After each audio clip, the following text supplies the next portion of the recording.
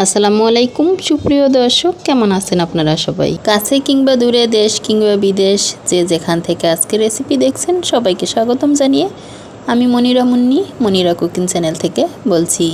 আজকের পর্বে তৈরি করে দেখাবো কাঁচা পেঁপে দিয়ে মিষ্টি রেসিপি। এজন্য আগে থেকে আমি এখানে কিছুটা পেঁপে নিয়ে উপরের স্কিনটা ছাড়িয়ে নিয়ে গরম পানির ভাপে দিয়ে সেদ্ধ করে নিয়েছি। এবার ছোট করে কেটে নিব ছুরির সাহায্যে।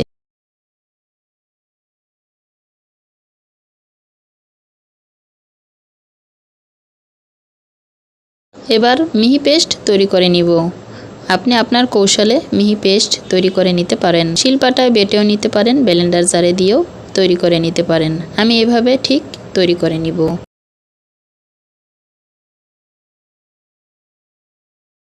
আজকের রেসিপিটা আপনার কাছে খুব বেশি ভালো লেগে যায় তবে স্কিপ না করে একটা লাইক দিয়ে সম্পূর্ণ ভিডিওর সাথেই থাকবেন।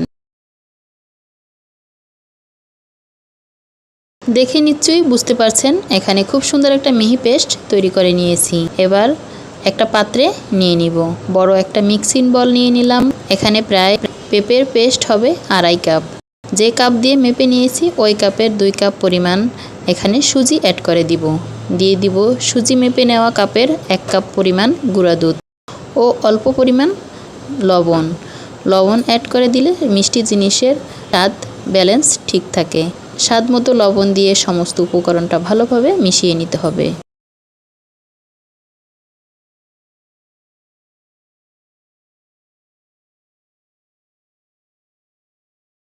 যে যেখান থেকে আজকে রেসিপি দেখছেন, আপনি যদি আমার চ্যানেলে নতুন হয়ে থাকেন আমার চ্যানেলটা সাবস্ক্রাইব করে বেল আইকন অন করে রাখতে পারেন, যাতে আমার নতুন ভিডিও সবার আগে আপনার কাছে পৌঁছে যায়।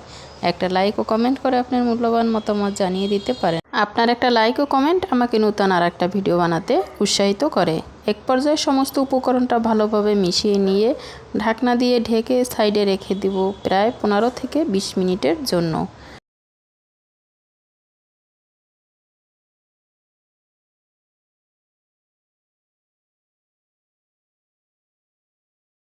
এখন চলেন যাই মিষ্টির শিরাটা তৈরি করে নিই। এজন্য প্রথমে এখানে এক বাটি পানি অ্যাড করে নিলাম। আরও 2 বাটি পানি এখানে অ্যাড করে নিয়েছি। মোট এখানে 3 বাটি পানি অ্যাড করে নিয়েছি। অল্প পরিমাণ লেবুর রস অ্যাড করে নিয়েছি। যে বাটি দিয়ে পানি মেপে নিয়েছি ওই বাটির 1 বাটি পরিমাণ চিনি। আপনারা যে পাত্র দিয়ে পানি মেপে নেবেন পানির 3 ভাগের 1 ভাগ চিনি অ্যাড করে নেবেন। এরপরে এখানে সুন্দর একটা ঘ্রাণযুক্ত করার জন্য 2টি এলাচ থেতো করে এখানে অ্যাড করে নিয়েছি। হাফ কাপ পরিমাণ পানি শুকিয়ে নিয়েছি। এরপরে দেখতে পাইতেছেন খুব সুন্দর একটা চিনির শিরা তৈরি হয়েছে বা মিষ্টির জন্য শিরা তৈরি হয়েছে। যে লেবুর রস দেওয়ার কারণে দেখতে পাইতেছেন কত সুন্দর একটা কালার চলে আসছে। চিনি ও পানি একসাথে অ্যাড করে জাল করার পরে দেখতে পাবেন একটু কালচে ভাব তৈরি হয়। ওই সময় আপনি অল্প পরিমাণ লেবুর রস অ্যাড করে দিলে ওই কালো ভাবটা চলে যাবে। দেখতে পাইতেছেন মিষ্টির শিরার কালারটা কিন্তু খুব সুন্দর হয়েছে। এই পর্যায়ে আমি এখানে অ্যাড করে দিব 2 টেবিল চামচ পরিমাণ কর্নফ্লাওয়ার ও 1 টেবিল চামচ পরিমাণ ঘি। এরপরে সমস্ত উপকরণটা আবারও হাত দিয়ে ভালোভাবে মিশিয়ে নিয়ে এখান থেকে ছোট ছোট লিচির মতো করে হাত দিয়ে গোলাকার শেপ দিয়ে নিব। 2 হাতের তালুতে কিছুটা ঘি মেখে নিয়ে 2 হাতের তালুর অংশ দিয়ে ছোট ছোট লিচি এখান থেকে তুলে নিয়ে এরপরে সবগুলো মিষ্টি আমি এভাবে তৈরি করে নিব। এরপরে ভেজে নেওয়ার পালা।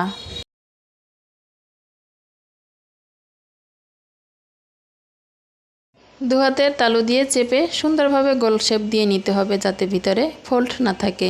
দেখতে পাইতেছেন সবগুলো কিন্তু আমি এখানে তৈরি করে নিয়েছি। এবার ভেজে নেওয়ার জন্য চুলায় প্যান বসিয়ে পর্যাপ্ত পরিমাণ তেল অ্যাড করে নিব।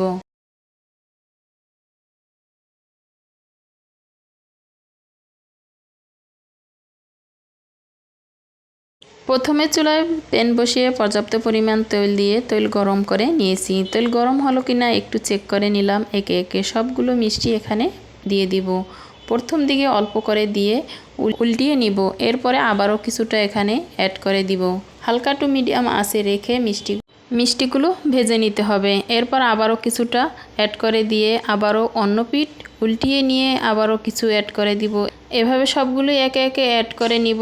অল্প কিছুক্ষণ এক পিঠ ভেজে উল্টিয়ে নিব। উল্টিয়ে পাল্টিয়ে কিছুক্ষণ এটা ভেজে নিলেই খুব সুন্দর একটা কালার চলে আসবে। এবার তেল ছাঁকুনিতে সবগুলো মিষ্টি তুলে নিয়ে তেলটা ঝরিয়ে নিয়ে গরম অবস্থায় শিরার ভিতরে ডুবিয়ে দিয়ে একটা ঢাকনা দিয়ে ঢেকে ফ্রিজের নর্মাল চেম্বারে রেখে দিব ঠিক 1 থেকে 1.5 ঘন্টার জন্য। 1 থেকে 1.5 ঘন্টা পর বের করে নিয়ে পরিবেশন করে নিলাম। যে যেখান থেকে আজকে রেসিপি দেখছেন ভালো থাকবেন, সুস্থ থাকবেন। আল্লাহ হাফেজ। একটা মিষ্টি ভেঙে আপনাদের দেখিয়ে দিলাম কতটা নরম হয়েছে। খেতেও কিন্তু মাশাআল্লাহ অনেক স্বাদ হয়েছে, একবারে দোকানের মিষ্টির মতো।